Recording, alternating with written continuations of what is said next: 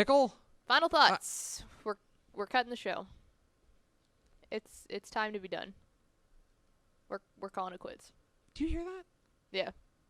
Yeah, it's the sound of the alarm of saying that it's time to be done. No, seriously. I think it's like, can people hear the wind?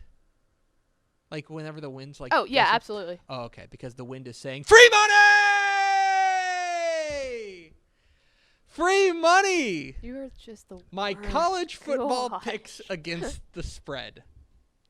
Hi. Welcome in to Free Money, Boo. America's favorite segment. Boo this We're back man. in for free money. Now look. We had a rough week last week. A legit pickle. I'm not fooling you here. I don't believe you. We went 4-5. Oh, beautiful. That's a losing record right there. We went 4-5. The rough week. Yes. Rough week for free money. Yes. We started off really poorly too. Good. You knew from the get-go it was going to get bad. Houston, you know what the problem was? Like, we got off on the bad foot because Houston ended up blowing out Tulane, and I thought, Houston. First game of the season. And the thing is, they started off slow, and I was thinking, like, money. Awesome. Feeling good. And then, like, Houston took off.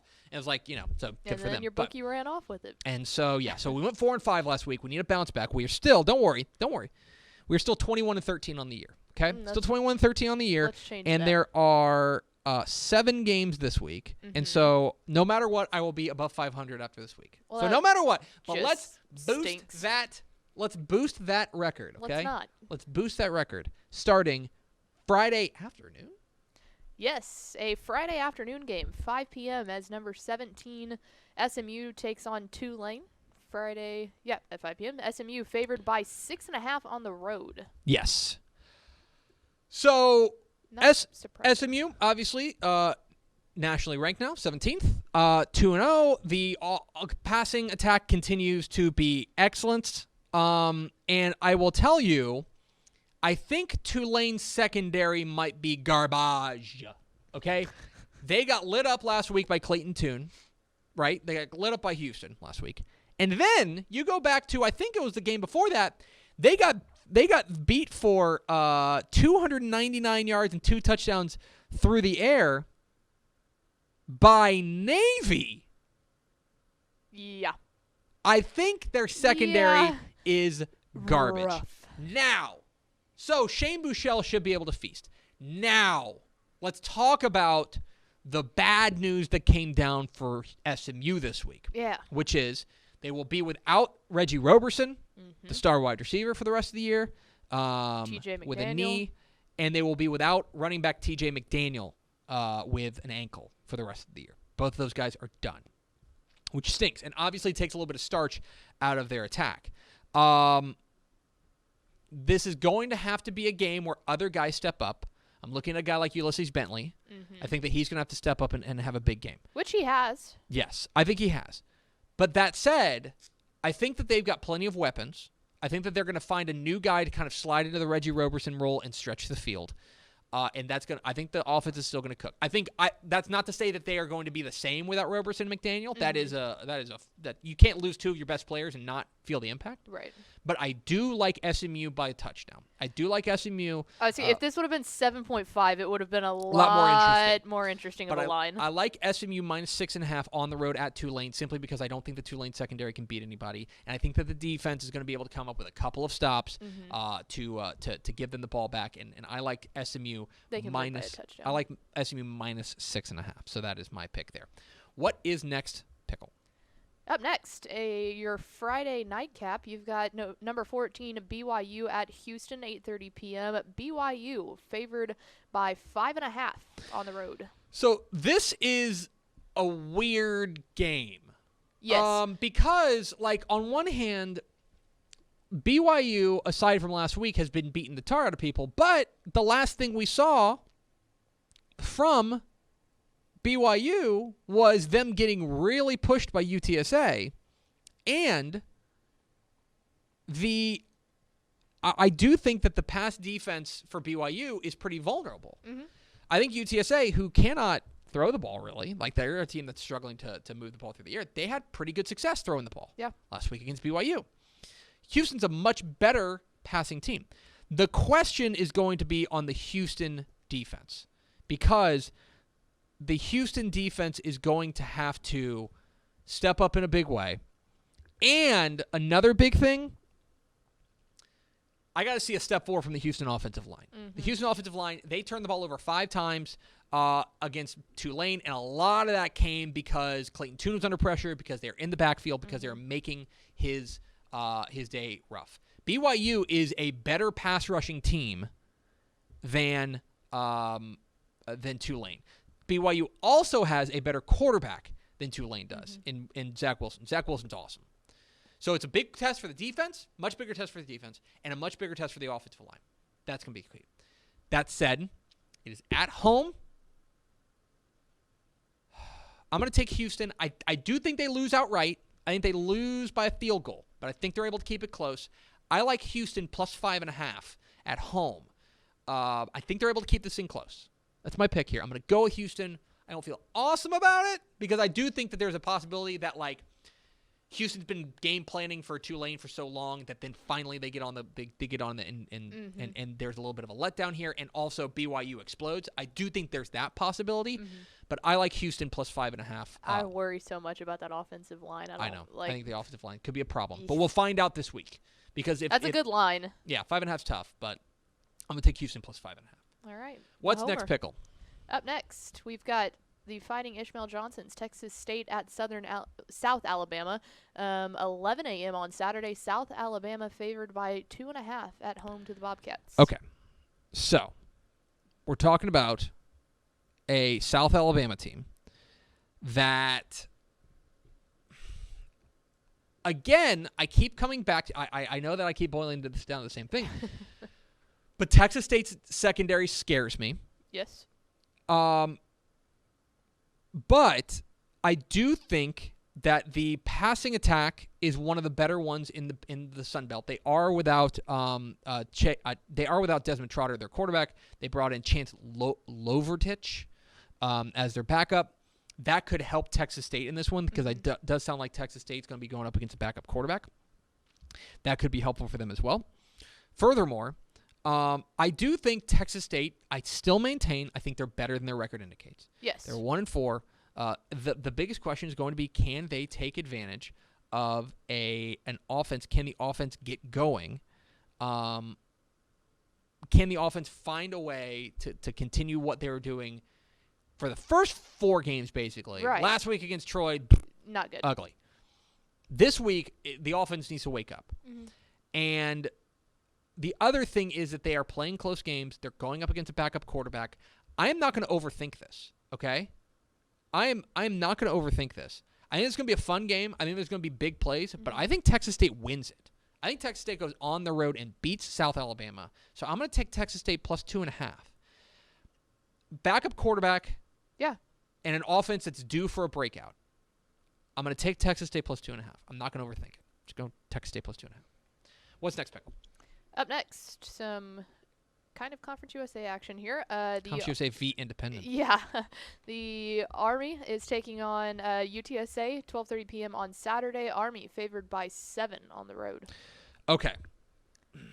So I'm here for this game. This is tough for me because there's two things I like about this. The troops. One is that I do think UTSA, we know what they are at this point, which is a team that probably doesn't have the horses to beat everybody, but their game planning and the guys that they have can muck up anything, right?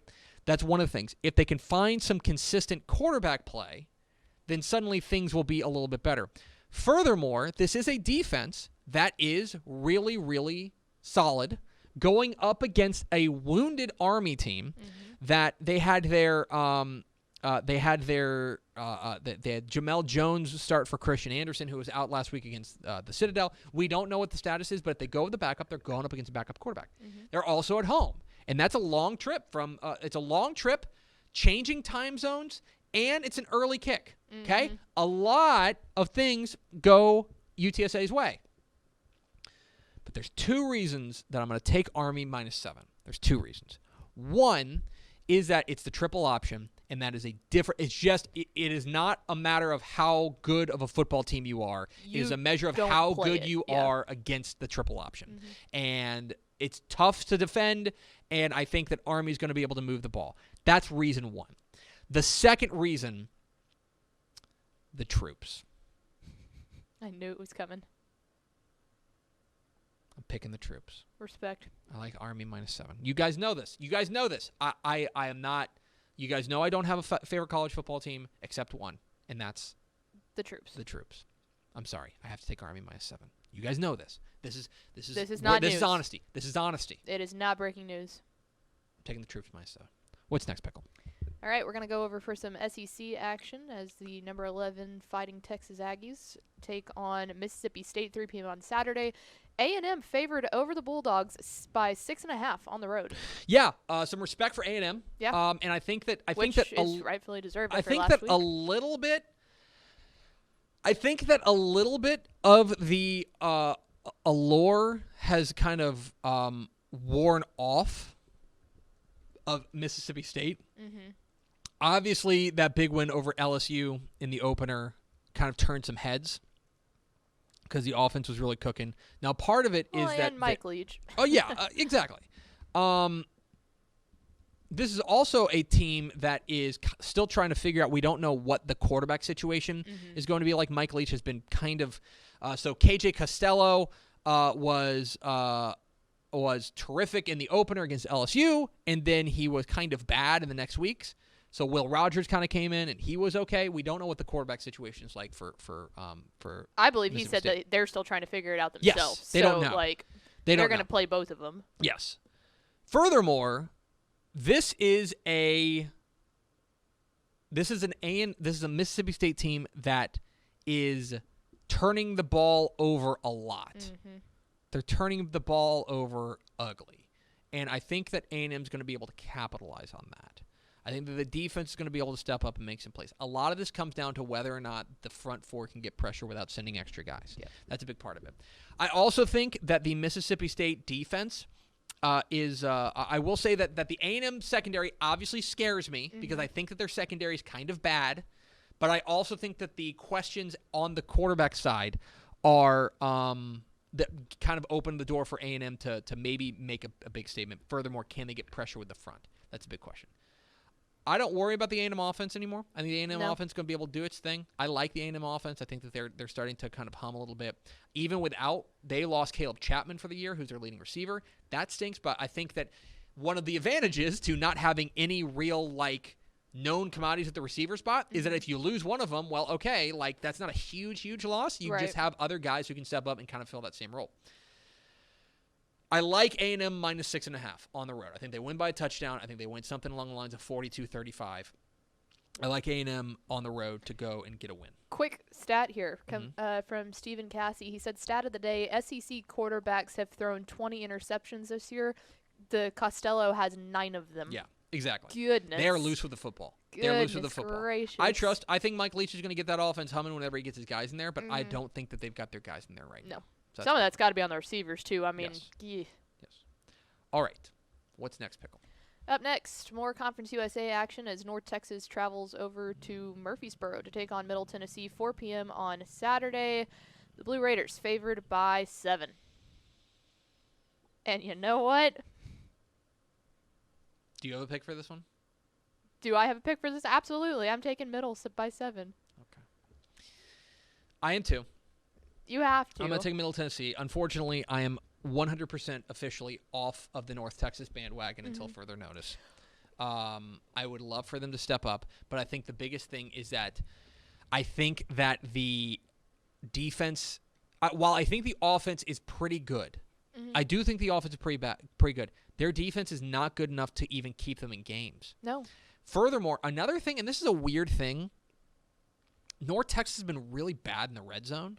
Really bad. Yes, they can't convert. They can't finish drives. They get in there and they freeze. They can't finish drives. I do think that the Middle Tennessee pass defense is pretty good. And I think they're going to be able to challenge this North Texas offense and kind of exacerbate the gap between the offense and the defense. Which is the best thing that they have going for them. Yes. So that And the hurts. biggest thing is that, like, again, a lot of this comes down to finishing drives. North Texas probably has a much better record if they're able to finish drives. In fact, they win last week against Charlotte. Yep. They probably win. There's another close game they played, right? Yes, the week before that. Southern Miss? Yes. Southern Miss. Yes. They probably win the Southern Miss game if they do that. My question is, can they finish drives? And furthermore, can the defense make some sort of plays to slow down and give their offense a chance? I think that Middle Tennessee is going to be able to get a couple of stops, and that's all they're going to need. I like MTSU -7. Yeah, and if And at any home. North Texas people want to jump on me for that, then go out there and prove us wrong. How about this? You know? How about this? Here's some betting statistics for you. Ready for this? Yeah. Middle Tennessee is 5-0 against the spread in their last 5 conference games. They are 9-2 against the spread in their last against their last 11 games with teams with a losing record. And North Texas 1-4 against the spread in their last 5 games as a road underdog. They don't play well as a road underdog. No. And Middle Tennessee is a covering machine. I like Middle Tennessee. And we haven't really -7. seen this team No. on the road either, which terrifies me. I like Middle Tennessee -7. And finally, Miss Pickle. Finally, staying in Conference USA, Southern Miss, all aboard on the UTEP bandwagon at 6:30 p.m. Saturday. Southern Miss, unfortunately, favored by 5.5 over UTEP. Yeah. So, look, Come on, UTEP. I think it's fair to say this is a different UTEP team. It is. Okay? Obviously, they're moving in the right direction. I think that their defense is able to kind of keep them in most games. Now, last week, obviously, against Louisiana Tech, they battled back and forth, came up short to Louisiana Tech, but they were able to hold them in a game. Southern Miss is also coming off of a postponement. They did not play last week because of COVID-19 at FAU. So this gives them an extra week. Do you buy the rest versus rust thing? That's a big question. Do you buy the rest versus rust? Furthermore, they're traveling 2 time zones, I believe. Yes. I believe that Southern Miss is East Coast, right? Uh-huh. So they're traveling 2 time zones that they're going to be kicking off at 8:30 body clock. Okay? 8:30. Yeah. No, it'll be 7. I'm sorry, it'll be 7:30 body clock because we are 6:30. It's 6:30 Central. Our time, yeah. Whatever. Time zones are dumb. My point is this. I do think that the Southern Miss offense is probably going to be able to get a little bit of traction. Right. They've got a good quarterback. They have an excellent quarterback. And, by the way, Frank Gore Jr., their running back, has been really good as well. Jack Abraham, their quarterback, they're going to be able to score. My concern for UTEP is that offense has got to get into gear. Now, Southern Miss's defense is not amazing, but I think it's good enough.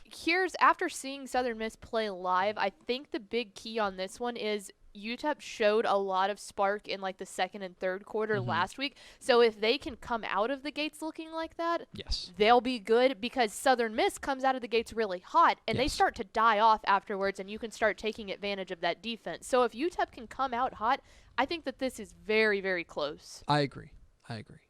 I am going to take Southern Miss -5.5.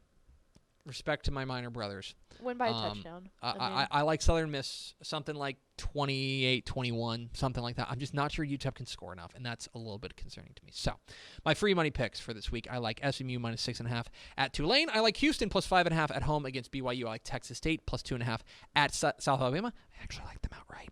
I like the Troops -7 at UTSA. I like A&M -6.5 at Mississippi State. I like Middle Tennessee -7 at home against North Texas, and I like Southern Miss -5.5 at UTEP. Let's see if we can get a winning record this week.